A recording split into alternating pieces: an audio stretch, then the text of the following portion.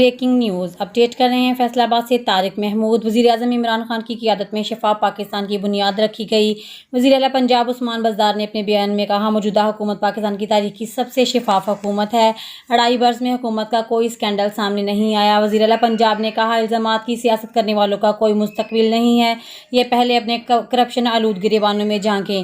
مزید خبروں کے لیے دیکھتے رہیں آپ کا اپنا channel 1/1 news HD۔ Breaking news update کر رہے ہیں فیصل آباد سے طارق محمود۔ وزیر اعظم عمران خان کی قیادت میں شفاف پاکستان کی بنیاد رکھی گئی۔